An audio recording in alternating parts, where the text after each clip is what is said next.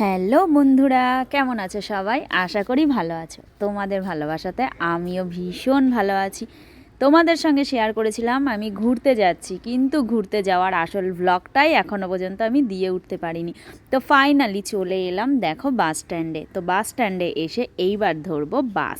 বাস ধরার জন্য আমরা তো বাস স্ট্যান্ডের ভেতরে ঢুকে গেছি, কিন্তু এদিককার এত সুন্দর গুয়াহাটির বাস স্ট্যান্ডটা সত্যি অসাধারণ ছিল। তাই ভাবলাম চলো ফার্স্ট থেকে লাস্ট তোমাদের সঙ্গে একটু শেয়ার করি। এখানে দেখো টিকিট কাউন্টার, বড়মশাই ওখানে টিকিট কাটছে, আর পুচকেটা তো ভীষণ আনন্দ করছে। আর খুব ঠান্ডা পড়েছিল ভীষণ। আমাদের বাস ছিল রাত 9টার সময়।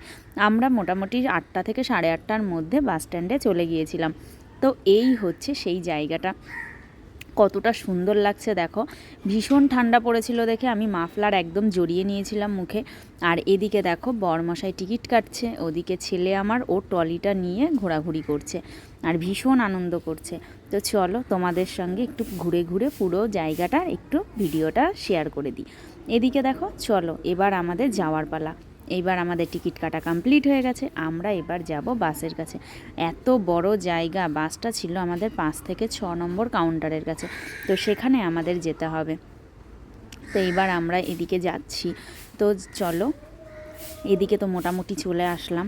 এইবার বাসের সামনে চলে এসেছি, কিন্তু ওই যে বাস দেখো, বাসটার নাম হচ্ছে জয়নাব বাস। আর এখানে দেখো ধিরাং টু বোমডিলা, মানে আমরা যাচ্ছি অরুণাচল প্রদেশে ধিরাঙে আমরা ফার্স্ট যাব। ওখানে আমরা কিছুক্ষণ ঘুরবো, ঘোরার পরে তারপরে দেখা যাক কোথায় যাওয়া যায়, এখনও ডিসাইড করিনি। তবে আপাতত বাসের মধ্যে উঠে পড়লাম।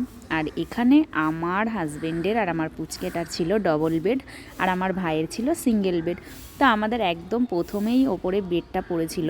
তো আমরা যাই হোক ব্যাগপত্র রেখে একটু বাইরে চলে আসলাম।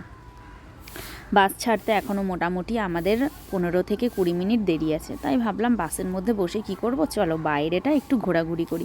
এখানে কত বাস যে দাঁড়িয়ে আছে, তাই ভাবলাম চলো তোমাদের সঙ্গে আমি একটু শেয়ার করে নিই। আর আমারও দেখা হয়ে যাবে, কারণ গুয়াহাটির বাস স্ট্যান্ড আমিও আগে কখনো দেখিনি। তো এইখানে যাই হোক একটু ঘোরাঘুরি করে টাইম স্পেন্ড করছিলাম। তো ভালো লাগছিল যে একটা জায়গায় যাচ্ছি, কিন্তু তারপরেও আমার চিন্তাটা বেশি কী ছিল জানো, আমি তো একদম বাসে উঠতে পারি না। আমার বাস গাড়ি যাই দেখি না কেন আমার ভমিটিং প্রবলেম শুরু হয়ে যায়। তো এই প্রবলেমটা ছিল আমার সব থেকে বড় প্রবলেম, যার জন্য আমি কোথাও ঘুরতেও যেতে পারি না। তো যাই হোক অনেক দিন বলতে অনেক বছর পর আমি এরকম আবার বাইরে যাওয়ার সুযোগ পেলাম। কারণ বাবু যখন আমার পেটে ছিল তখন আমি গিয়েছিলাম লাস্ট পুরীতে, আর বাবুর এই 5 বছর বয়স কমপ্লিট হয়ে গেল, আর এই যাচ্ছি অরুণাচল প্রদেশ। আর মাঝখানে তো কাজের সূত্রে গুয়াহাটিতে চলে এসেছি, সেই সূত্রেই একটু ঘোরা। তো বাবুকে ফাইনালি উপরে তুলে দিলাম, ও তো উঠতেই পারছিল না, খুবই ভয় পাচ্ছিল। যাই হোক কোনো মতে ওর মামা ওকে ঠেলে তুলে দিয়েছে, আর আমিও এবার উঠে পড়লাম বাসের উপরে। এবার সিটে বসে পড়লাম, কারণ বাস ছাড়ার সময় হয়ে গেছে। এখানে দেখো বিস্কিট দিয়ে দিয়েছে, বাসের থেকেই বিস্কিট দিয়ে দিয়েছে, জলের বোতল দিয়ে দিয়েছে। যাই হোক একটু সন্ধ্যাবেলা যা টিফিনটা আর কি বাসে দিয়ে দিল। এবার আমরা তো এখানে বসে পড়েছি, আর এইদিকে রয়েছে আমার ভাই, ওর একদম পাশেই সিট রয়েছে, পাশের সিটেই ওর সিঙ্গেল বেড, আর আমাদের এই যে ডাবল বেড। আমরা এখানে বসে রয়েছি, কিন্তু ওই যে আমার সমস্যা, আমার ভমিটিং প্রবলেম। আমি তো বাসে উঠেছি পরেই আমার শরীর ক্লান্ত অলরেডি শুরু হয়ে গেছে, যে বাসে উঠেছি মানেই এবার আমার বমি শুরু হয়ে যাবে।